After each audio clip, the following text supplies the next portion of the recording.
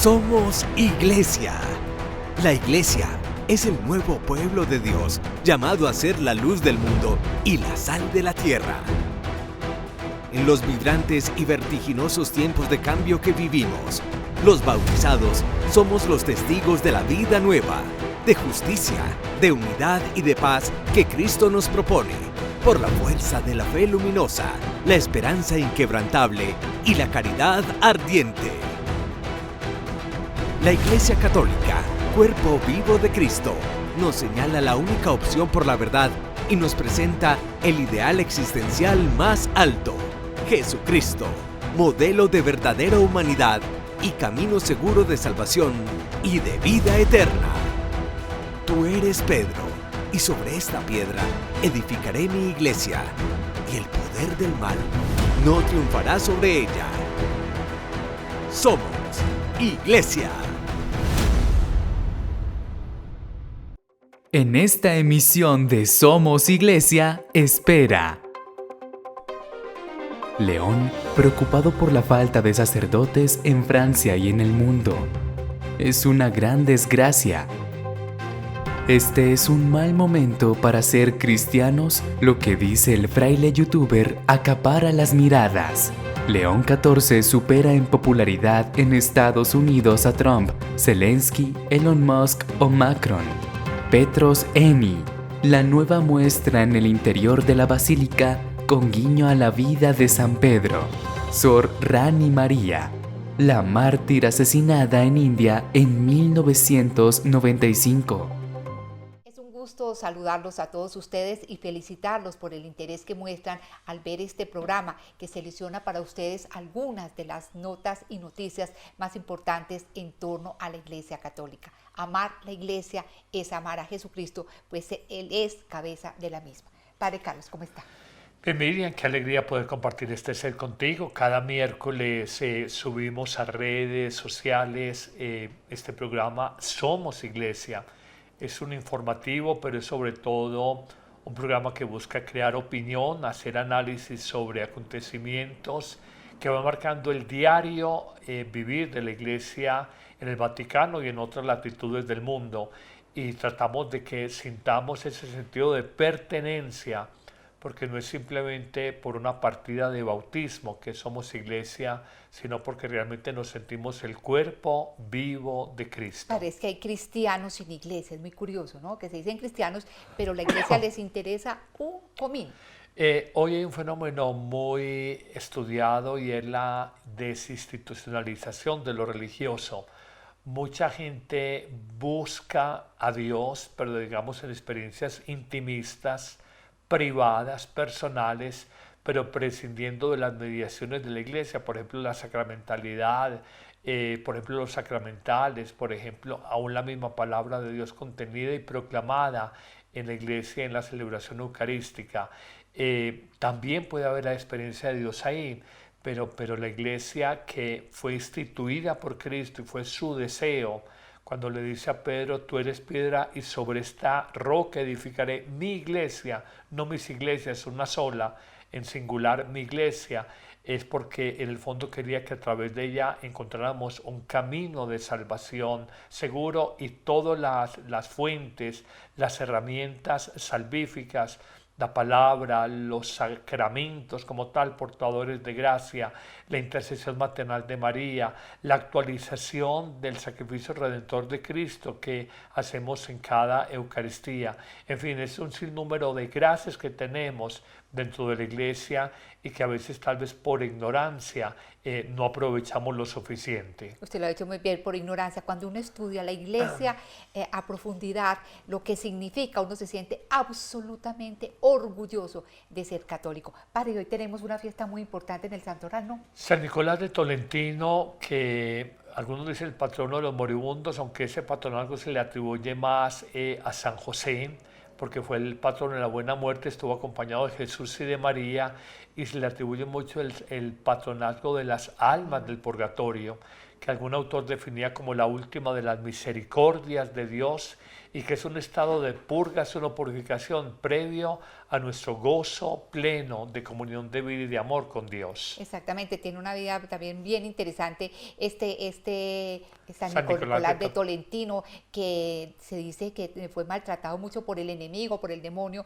igual que el santo cura de Ars, ¿no? Muchos santos, el padre Pío de Pietrelcina recientemente, muchos santos con altísimas experiencias místicas, también siente el demonio una especialísima rabia, envidia, rencor de su felicidad, de su docilidad al espíritu, y hay el fenómeno de las vejaciones, el fenómeno de los golpes, el fenómeno de acontecimientos de agresión, pero los santos sabían en quién habían colocado su confianza, como dice muy bien el apóstol San Pablo. Así es, Padre Carlos. Y bueno, es bueno recordar a estos grandes héroes de la fe, a estos grandes santos, en momentos en que el Papa León XIV está muy dolido, está muy triste, porque cada vez hay menos sacerdotes en el mundo y concretamente en Francia. El Papa comenzó la semana recibiendo a un nutrido grupo de monaguillos franceses acompañados de sacerdotes y obispos. Dieron la bienvenida a León XIV con un prolongado aplauso. A su vez, la sala clementina se inundó del ritmo de una de las canciones más conocidas de la comunidad monástica francesa de Tessé, Laudate Dominum.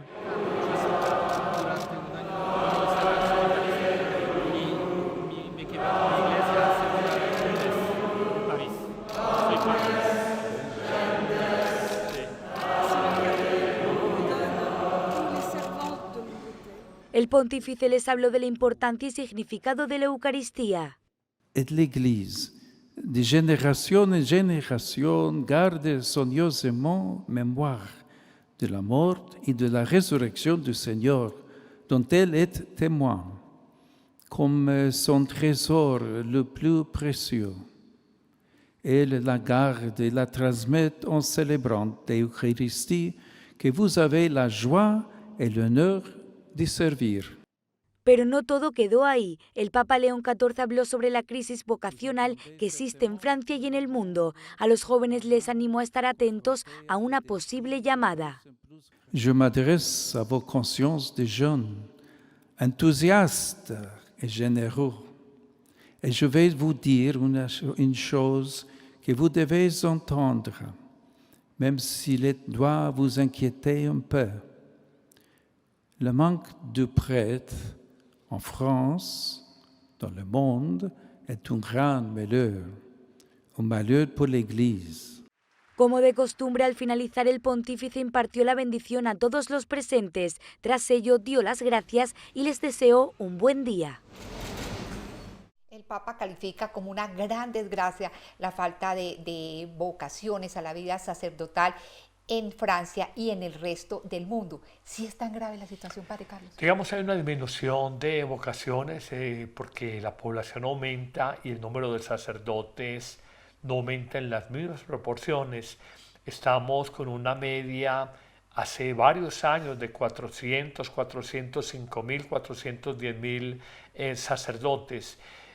Miremoslo en sentido contrario, es una gran gracia tener sacerdotes, una gracia para la familia, porque tienen quien ore permanentemente por ellos. Es una gracia para la comunidad parroquial, donde es destinada por un obispo ordinario o diocesano, y es una gracia para la iglesia en general, porque un sacerdote cada día está en el sacramento de la Eucaristía, en la celebración de la misa, está siendo actual el memorial y el sacrificio único, universal y redentor de Cristo por toda la humanidad.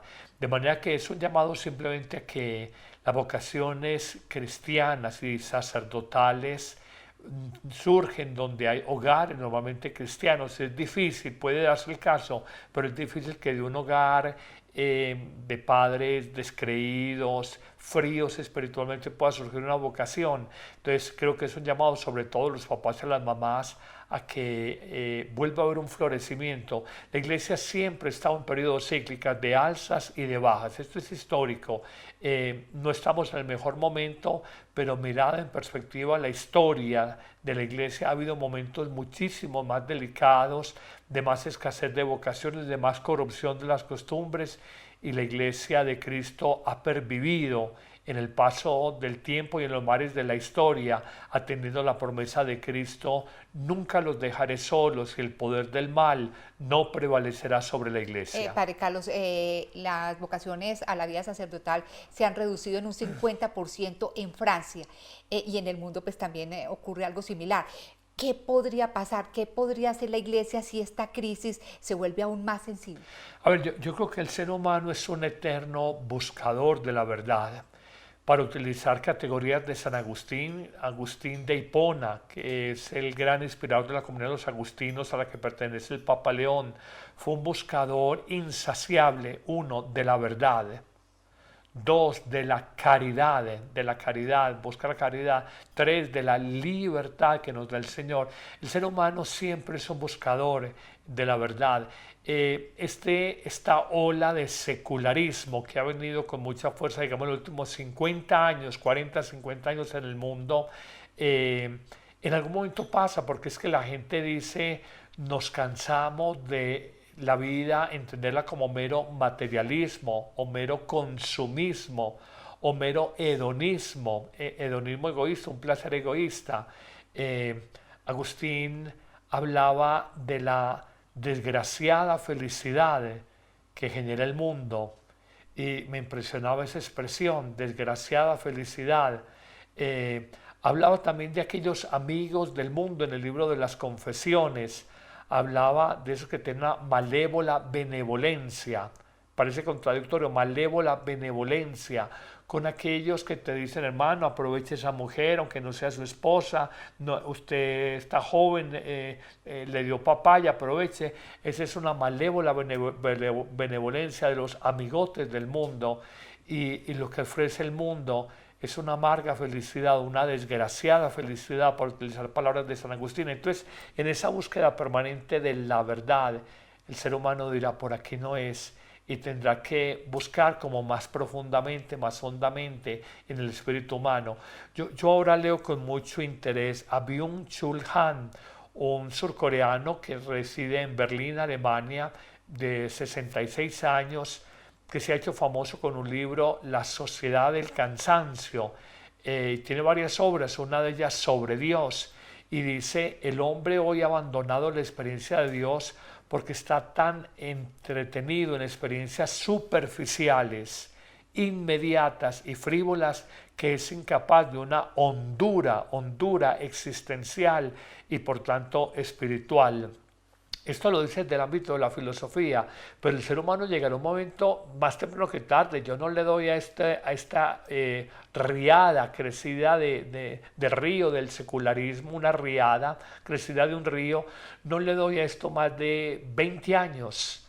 El mundo va a entender que ya hoy se ven signos de ese secularismo, la crisis de sentido de vida, la ideación suicida, fenómenos cada vez más comunes de la depresión, la ansiedad, el absurdo y el vacío existencial.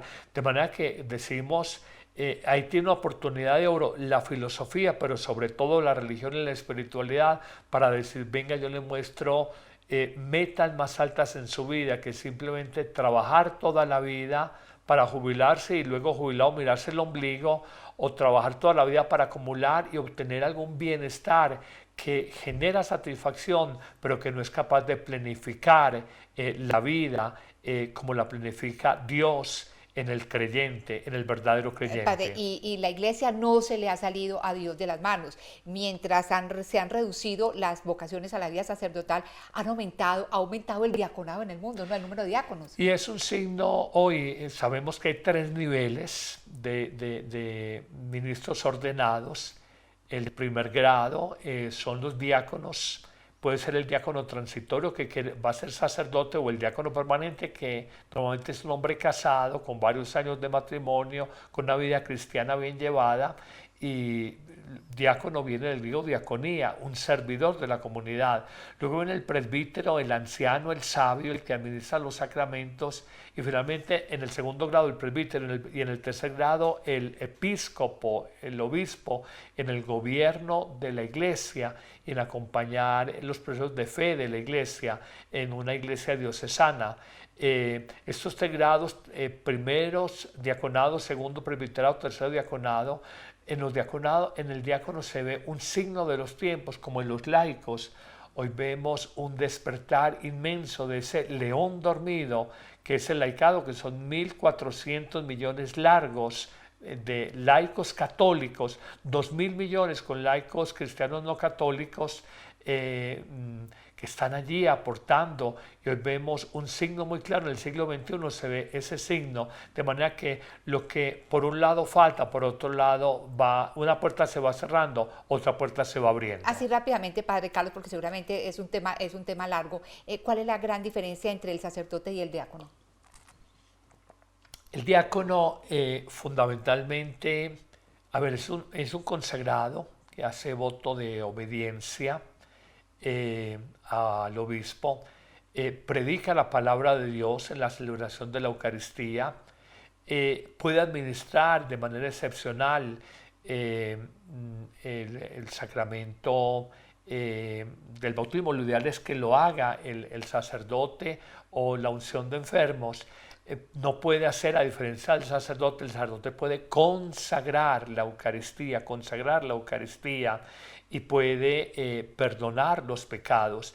Esta es lo típicamente exclusivo, digamos, de la persona del sacerdote. Lógicamente el obispo, como el obispo tiene todavía una especificidad mayor, es la de ordenar sacerdotes a nuevos candidatos. Eso solo lo hace el obispo, y la confirmación, a menos que delegue. Y el presbiterado, los sacerdotes, consagramos la Eucaristía. A diferencia de los diáconos, ellos no pueden celebrar y consagrar la Eucaristía, perdonamos los pecados, administramos todos los otros sacramentos. De manera excepcional, está el sacramento de la unción de enfermos, que siempre se busca que pueda ser un sacerdote, no impide que no sea un diácono. Y el sacramento del bautismo, por ejemplo, en el caso de una criatura en peligro de muerte, y que no hay, inclusive un laico lo puede hacer sobre un bebecito en peligro de muerte, darle la bendición y derramar el agua bautismal sobre él, con la intención de que sea la vida nueva, la vida divina, la que llegue a esa criaturita que está, por ejemplo, en agonía. Bueno, el caso es que frente a realidades como esta, de que se han reducido mucho las vocaciones a la vida sacerdotal y a la vida religiosa en el mundo, un youtuber se pregunta si este será un buen momento para ser cristiano. La gente abandona la iglesia, esto es cierto e importante, pero no es la única historia que contar. Son palabras de Cassie Cole, el joven youtuber cuyo estilo, fresco y dinámico, y vestido con su hábito franciscano, está generando un gran seguimiento. Sus seguidores son casi 400.000 y su punto fuerte es ofrecer la otra cara, la más positiva, de los desafíos de la iglesia de hoy. Por ejemplo, en uno de sus vídeos afronta la cuestión de la secularización y consigue dar la vuelta a lo que es en sí una historia triste, que cada vez hay menos cristianos. Fray Casey dice que esta situación, en cambio, tiene mucho que aportar. Hay algunas oportunidades aquí que tal vez no han existido durante miles de años. Surgen ahora, cuando nos estamos convirtiendo en la minoría. Estamos viviendo en un mundo que no está necesariamente definido por nosotros, y eso es triste, pero también es emocionante que podamos ir y evangelizar. Tenemos la oportunidad de conocer a personas que nunca han oído el nombre de Jesús. Al convertirse en minoría y ver cómo se denigra la cultura cristiana en gran parte de Occidente, el franciscano afirma que los fieles actuales tienen una fuerza, un rigor y una dedicación innegable. Los bancos de las parroquias ahora están ocupados por personas que deciden estar ahí y que no van por costumbre. Cuando miramos alrededor en nuestras iglesias sabemos que ya no hay presiones sociales para que la gente esté allí como las que había tal vez hace 50, 200 años, cuando ibas a la iglesia porque tenías que ir a la iglesia, porque eso es lo que todo el mundo hacía. Ahora cuando miras alrededor de la iglesia, sabes que la gente está allí porque quiere. Para mí esa situación crea una iglesia más rigurosa, una iglesia más dedicada y quizá una iglesia interesada en salir y marcar la diferencia. A los jóvenes y mayores que viven su fe en esta época, Fray Casey les dice que no tengan miedo de arriesgarse, de hablar y de convertirse en líderes. Subraya que aunque el camino por recorrer es duro, la misión es mucho más fuerte y ahora es el mejor momento para marcar la diferencia en la iglesia. Bueno, muy interesante lo que dice este fraile youtuber, el hecho de que haya menos de pronto vocaciones a la vida religiosa, a la vida consagrada, el hecho de que hayan más sillas vacías dentro del templo, es un campanazo para que todos nosotros los laicos nos sintamos empoderados, los que queremos para trabajar por la iglesia, ¿no? Exactamente en la línea de lo que decíamos ahora, Miriam, es el tiempo de los laicos, es el tiempo de los bautizados. Agregaría algo que se me olvidaba sobre los diáconos. Un diácono puede celebrar exequias, un diácono puede acompañar un matrimonio de manera excepcional. Lo ideal es que sea el sacerdote el que haga la unción de enfermos, pero si está un moribundo ahí y no hay quien más, podría hacerlo de manera excepcional. Lo repetimos, lo ordinario es la predicación de la palabra, el matrimonio, las exequias. Y una cosita, perdón, padre, que lo interrumpa. Por ejemplo, un capitán de un barco en alta mar puede casar a una pareja, ¿cierto? Puede casar, o bautizar a alguien. Y vuelvo a repetir, un laico puede, en nombre del Señor, bautizar a alguien en ausencia de ministros ordenados y en peligro de muerte, lo puede hacer. Lo que dice este fraile youtuber, no le está diciendo es un mal momento para la iglesia, está diciendo es un buen momento, lo entendería yo, para que despertemos y reconozcamos los carismas, los dones, los talentos que nos ha dado y que a veces simplemente hemos dejado dormir, como la parábola. 5 talentos lo multiplicó a 10, 2 talentos los duplicó y el que tenía un solo talento lo guardó. No guardemos el talento que Dios nos ha dado y pongámoslo al servicio de esa comunidad que es la iglesia. Padre, mucha gente puede preguntar, pero ¿qué talentos? A ver, descubramos los talentos para que la gente se dé cuenta de que esa riqueza que tienen, sí. Hoy hay muchos laicos que tienen el don de predicar, el anuncio de la palabra.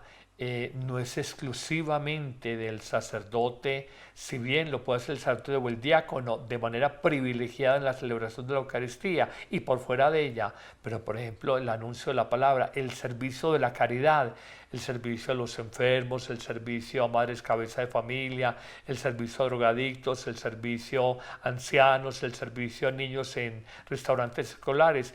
Es por excelencia del laico y no solamente del diácono en principio que el servicio a la caridad lo pueda practicar. Entonces cuando hablamos de la palabra, cuando hablamos de la caridad, cuando hablamos de la consejería, no estamos hablando del sacramento de la confesión, pero ¿cuántos laicos hoy escuchan y aconsejan con sabiduría?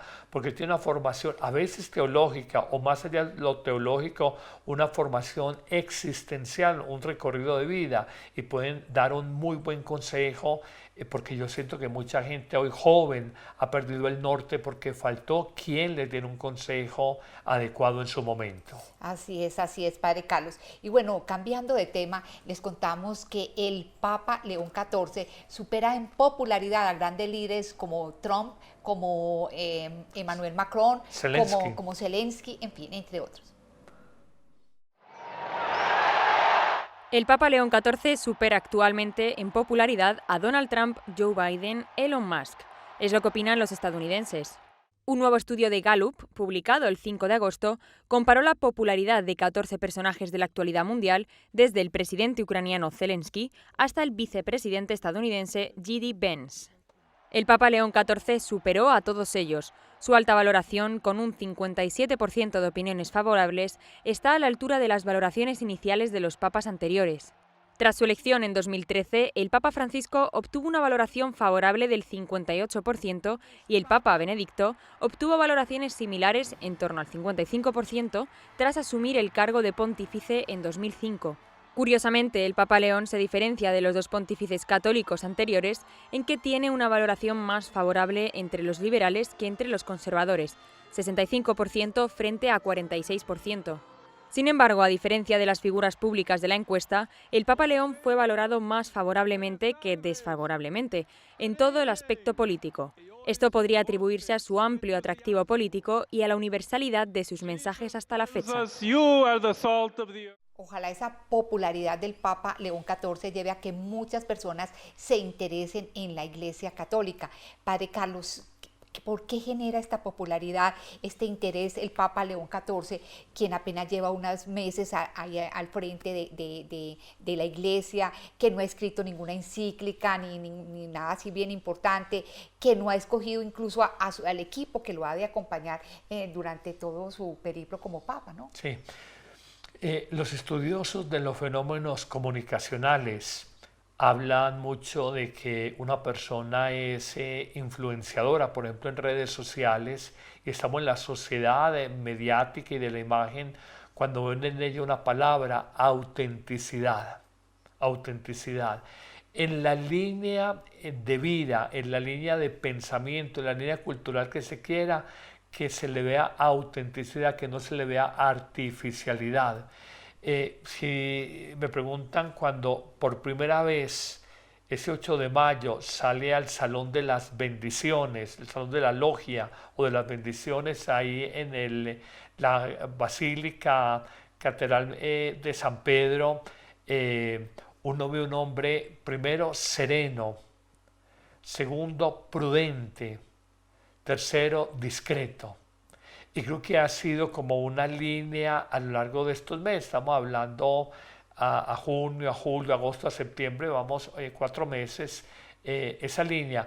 Estamos acostumbrados al huracán Francisco, que era muy histriónico, que era más polémico en sus declaraciones, que era más confrontacional en temas políticos directamente con el gobierno americano, con el mismo gobierno judío israelita y más crítico con la misma iglesia hacia adentro. Vemos este hombre más prudente. Me imagino que este primer año, vamos para 4 meses, este primer año va a ser un año de ajustes, de mirar, de conocer la realidad. Recuérdese que el Papa nunca fue un hombre de carrera en el Vaticano.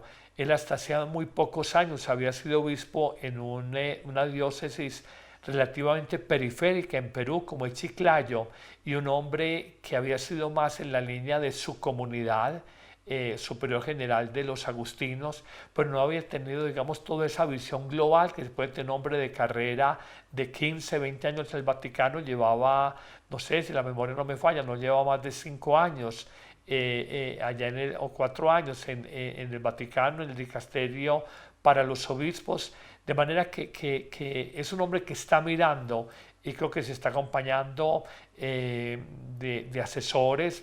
Ya sabemos que ahora a finales de este mes de septiembre probablemente vuelve al apartamento en el llamado Palacio Apostólico y va a estar con un grupo de agustinos de distintas nacionalidades, hombres de toda su confianza con los que quiere hacer comunidad, porque entiende, digamos, lo que nos dejó como legado Francisco, un camino sinodal de caminar juntos y no de tomar decisiones de manera unilateral o de encerrarse. Entonces, además de su secretario personal, va a tener un grupo pequeño, 3, 4 agustinos que lo van a acompañar en su vivencia en comunidad y también en su acompañamiento en la reflexión sobre hacia dónde debe caminar la Iglesia en este momento de la historia. La prensa internacional resalta cosas como esta, que en una salida ahí en la Plaza de San Pedro se demoró 1 hora y media saludando a los peregrinos.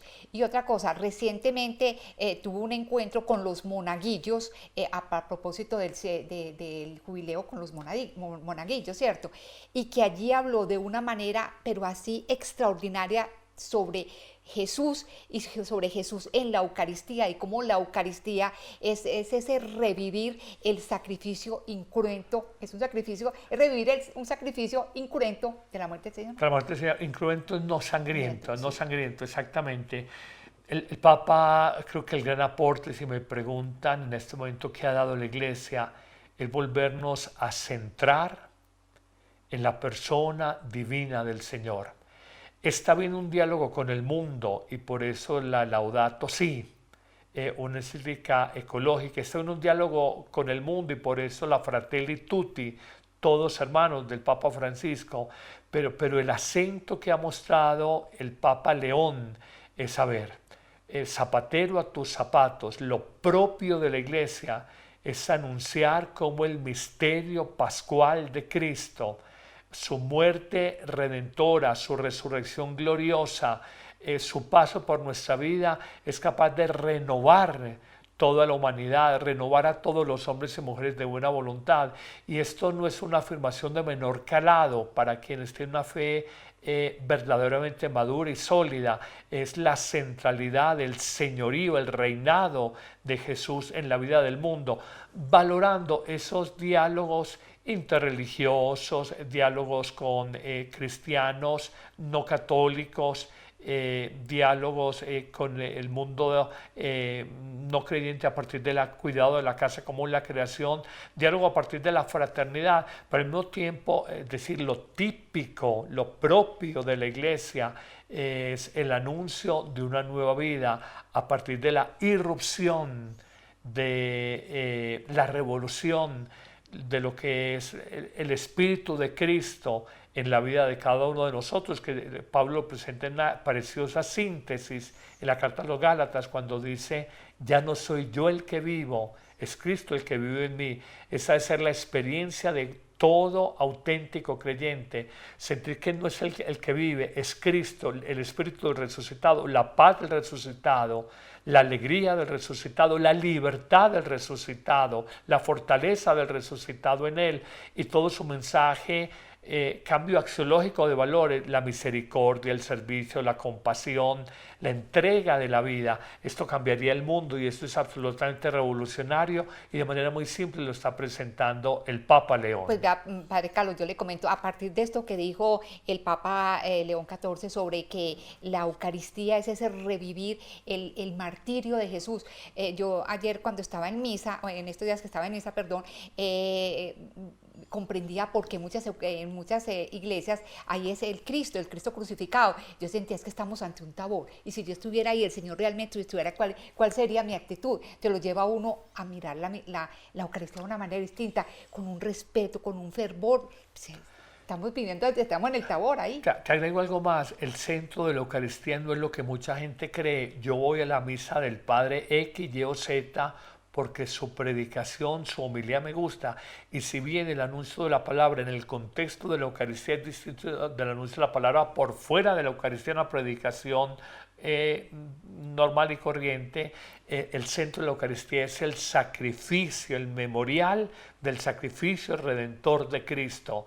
Cuando colocamos en alto, que las abuelas llamaban la elevación del pan y del vino, es simplemente el mismo Cristo que dice, permítame la expresión, aunque es imprecisa, como que Cristo viajara en el tiempo, permítame la expresión, una máquina del tiempo, y al día de hoy, al 2025, hace actual y salvador, hace salvífico y redentor su entrega de la cruz de hace 2000 años, por mi vida, por la familia, por la humanidad, por las intenciones que tengo, por la acción de gracias, por el ofrecimiento que hago. Esto es demasiado poderoso. Cuando la gente me dice, Padre, impóngame las manos y hágame una oración poderosa, yo pienso, pero ¿qué oración más poderosa que la Eucaristía de cada día? Padre, creo que dije un error hace un momento. Dije que el Señor que fue crucificado en el monte Tabor, en el Gólgota. En el Gólgota, sí. Ofrezco disculpas. En el Tabor es donde se transfiguró. Estamos en el Gólgota. Cada Eucaristía, permíteme, es la celebración de una mini Semana Santa, donde Cristo se presenta en las especies, se hace presente, se ofrenda sacrificialmente, actualizando el memorial de la crucifixión, y resucita en el pan de la vida para que nosotros tengamos nueva vida. Agustín de Hipona, y como el Papa es Agustín, hay que citarlo, decía, los hombres comen animales muertos para sentirse vivos, pero el creyente que se siente muerto come el pan vivo de Cristo para alcanzar la vida plena. Así es, esto es muy profundo y bueno, nos podríamos quedar hablando sobre este tema, Padre Carlos, pero tenemos que avanzar. Y bueno, les contamos que hay una nueva sala de exposiciones en el Vaticano, donde las personas que lleguen hasta allí van a poder conocer muchos datos interesantes sobre la vida de San Pedro. Si caminas al Gran Baldaquino de Bernini, a su derecha te encuentras con esta entrada, las salas octágono justo bajo la cúpula de Miguel Ángel. Lo que parece ser una imagen más, esconde en su interior un nuevo espacio de exposiciones, Petros Eni. El título está inspirado en la antigua inscripción hallada cerca de la tumba del apóstol, una inscripción que permitió identificar la tumba de San Pedro. Las proyecciones hechas con inteligencia artificial muestran la vida del apóstol, sus momentos clave y su martirio. Además, ofrecen una experiencia inmersiva para conocer el proceso de construcción de la basílica. Este es uno de ellos.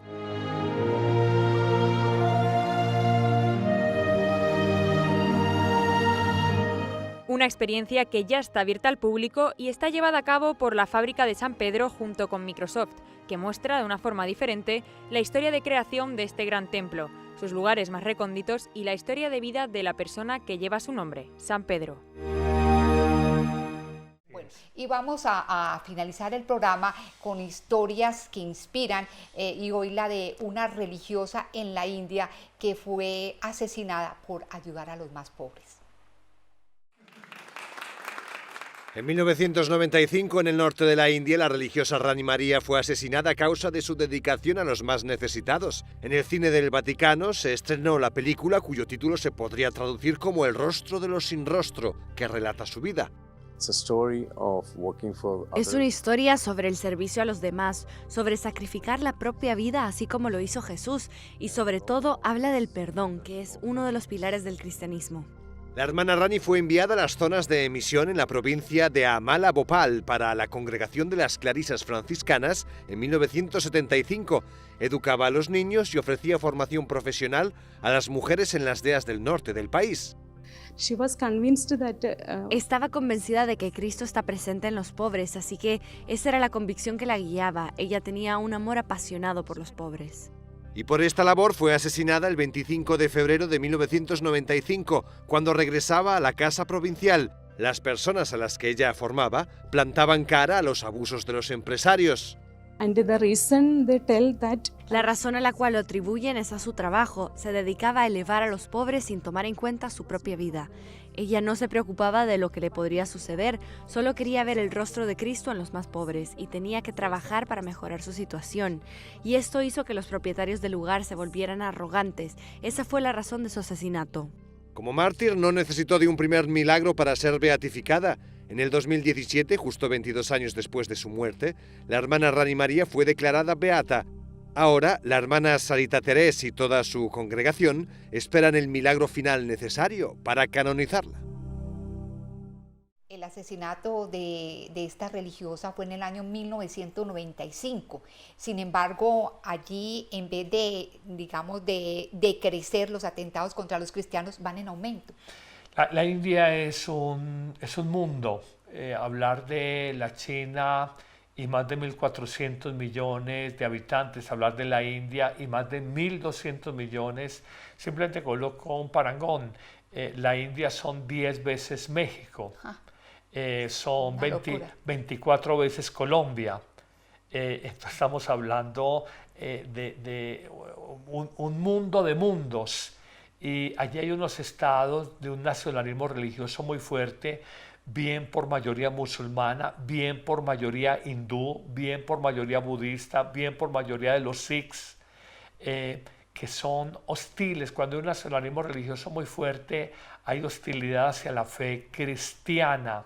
Entonces, tal vez por el compromiso de aquellos conversos, hay exclusión, hay desprecio, hay persecución, porque hay algunas sharias, sobre todo en estados musulmanes, donde no ven con buenos ojos la reconversión o la desconversión, dirán ellos, a la fe cristiana. Entonces buscan presionarlos, inclusive con cárcel, con leyes que lo limitan económicamente, con secuestros express de días para que una persona vuelva, sobre todo a la fe musulmana, que tienen miembros a veces muy radicales. También hay algunos estados hindúes muy fuertes. Vimos el mayo pasado algún conato de enfrentamiento entre otro gigante que es Pakistán y la India, en el que Estados Unidos entró a mediar.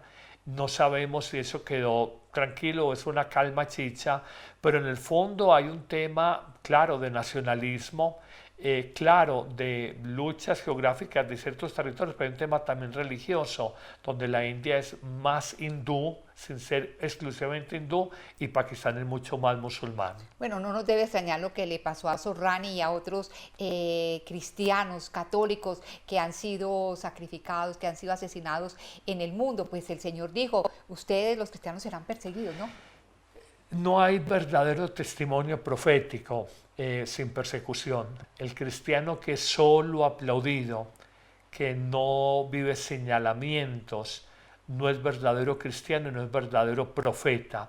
Jesús dirá en la última de las bienaventuranzas, en Mateo 5:10, bienaventurados cuando los persigan y los injurien y los calumnien por mi causa. Alégrense y regocíjense, que su recompensa será grande en el reino de los cielos. De manera que es parte del testimonio. No podemos esperar el aplauso del mundo, porque el Evangelio es como el agua y el aceite, se excluyen el Evangelio con el mundo, el Evangelio de Cristo y el Evangelio del mundo son como agua y aceite, se excluyen. Bueno, Padre Carlos, muchísimas gracias. Creo que hemos tratado a lo largo de este programa temas pero muy importantes, difíciles, álgidos, lo que se quiera, pero que todos nosotros debemos conocer. Por eso les agradecemos a todos ustedes los que extienden la labor que nosotros hacemos en este programa, dando a conocer este programa a muchos otros seres en Colombia y en el mundo, ¿no, Padre? Con familiares y con amigos, decirles simplemente un programa que me da información, porque a veces me quedo con los prejuicios que algunos portales de noticias anticlericales hablan sobre la Iglesia, y nos damos cuenta que el misterio de la Iglesia trasciende ampliamente los prejuicios de los consabidos temas de abusos, de corrupción en finanzas, de política, de no sé qué. Entonces la Iglesia es un misterio mucho más grande que esto. Bueno, Padre, de nuevo muchísimas gracias. Gracias a Ron Reports por sus servicios, a Amén Comunicaciones y a Adrián Maduro en el Control Master. Los esperamos en un próximo Somos Iglesia. Leamos la Biblia y Dios los bendiga. Que estén muy bien. ¿Listo para un cambio? La app Amén Comunicaciones te abre las puertas a un mundo de fe y reflexión. Con un solo clic podrás acceder a misas, oraciones y contenido que nutre tu alma. Esta app es ligera y fácil de descargar en Android y Apple. El Padre Carlos Yepes te invita a unirte a esta comunidad de fe y esperanza. No dejes pasar la oportunidad de crecer espiritualmente cada día.